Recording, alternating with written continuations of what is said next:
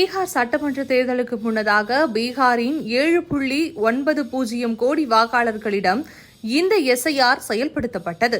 அதன் இறுதியாக 65 லட்சம் வாக்காளர்கள் நீக்கப்பட்டதாக தேர்தல் ஆணையம் அறிவித்தது. தேர்தல் ஆணையத்தின் 2ஆம் கட்டமாக எஸ்ஐஆர் திட்டத்தை தமிழ்நாட்டில் தொடங்கி நடத்தி வருகிறது. திமுக, தவேக, நாம் தமிழர் கட்சி என மாநில கட்சிகள் தொடர்ந்து இந்த எஸ்ஐஆருக்கு எதிராகவும் தேர்தல் ஆணையத்திற்கு எதிராகவும் போராட்டங்களை முன்னெடுத்தன. இதற்கிடையில் போதிய விழிப்புணர்வு இல்லாத மக்கள் அலைக்கழிக்கப்படுவது ஒரு பக்கம், இன்னொரு பக்கம் இந்த பணியை மேற்கொள்ளும் பூத் நிலைய அதிகாரிகளுக்கு பெரும் பணிச்சுமை நெருக்கடி இருப்பதும் புலனாகிறது. அடுத்த மாதம் உள்ளாட்சி தேர்தல் நடைபெறவுள்ள நிலையில் ஊழியர்களுக்கு பணிச்சுமை அதிகமாக இருக்கும் என்பதால் சிறப்பு தீவிர திருத்தப் பணிகளை தள்ளி வைக்க வேண்டும் என்று கேரளா கூறி வருகிறது. ஆனால் தேர்தல் ஆணையம் இதற்கு செவிசாய்க்கவில்லை.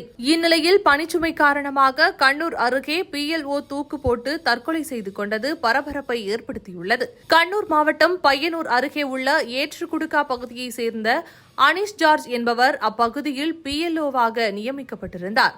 அவர் அங்குள்ள ஒரு தொடக்கப்பள்ளியில் பியூனாக இருந்தார். தனக்கு பணிச்சுமை அதிகமாக இருப்பதால் PLO பணியில் நியமிக்க வேண்டாம் என்று இவர் ஏற்கனவே மாவட்ட கலெக்டரிடம் கோரிக்கை விடுத்திருந்ததாக கூறப்படுகிறது. கடந்த சில தினங்களாக இவர் இரவு பகலாக பணியில் ஈடுபட்டிருந்தார். இந்நிலையில் நேற்று அனிஷ் ஜார்ஜ் வீட்டில் தூக்கு போட்டு இருந்த நிலையில் காணப்பட்டார். பணிச்சுமைதான் இவரது தற்கொலைக்கு காரணம் என்று அனிஷ் ஜார்ஜின் உறவினர்களும் உடன் பணிபுரிந்தவர்களும் கூறுகின்றனர்.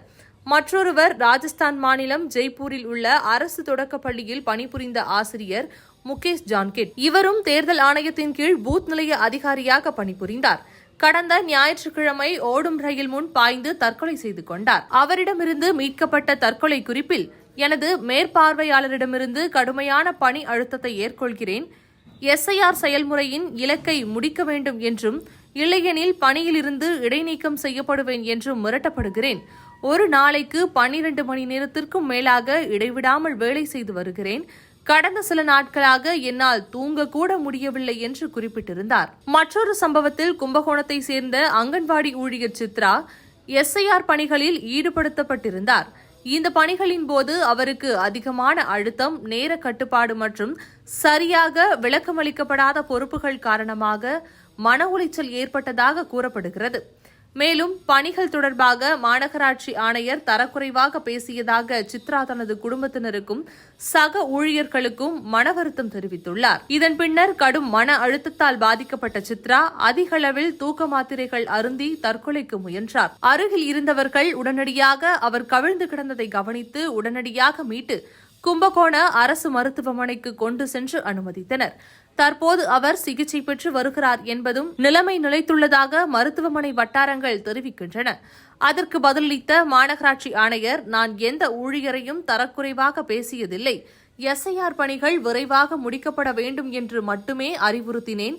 பணிகளை எளிமைப்படுத்த கூடுதல் பணியாளர்கள் சேர்க்கப்படும் என விளக்கமளித்துள்ளார். இந்நிலையில் எஸ்ஐஆர் திருத்தப் பணிகளை மேற்கொள்ளச் சொல்வதால் கூடுதல் வேலைப்பளு உள்ளதாக கூறி ஏற்கனவே எஸ்ஐஆர் பணிகளையும் மேற்கொள்ள மாட்டோம் என வருவாய்த்துறை சங்கங்களின் கூட்டமைப்பும் தெரிவித்திருந்தன. ஏற்கனவே எங்களுக்கு இருக்கும் பணிகளிலிருந்து இந்த பணி முடியும் வரை விடுவிக்க வேண்டும் என எஸ்ஐஆர் பணியில் ஈடுபடும் அரசு ஊழியர்கள் கோரிக்கை விடுத்துள்ளனர். அதற்கான திட்டங்களை மாநில அரசு முன்னெடுக்க வேண்டும் எனவும் வலியுறுத்தினர். கூடுதல் பணியாளர்களை நியமித்து தேர்தல் ஆணையம் கால அவகாசத்தை அதிகப்படுத்த வேண்டும். எங்களின் உழைப்புக்கேற்ற ஊக்கத்தொகையை கொடுக்க வேண்டும் எனவும் கூறியுள்ளனர். மாநில அரசின் முழு ஒத்துழைப்புடன் நாங்கள் உழைக்க தயாராக இருப்பதாகவும் அவர்களுடைய தரப்பிலிருந்து தெரிவிக்கப்பட்டுள்ளது.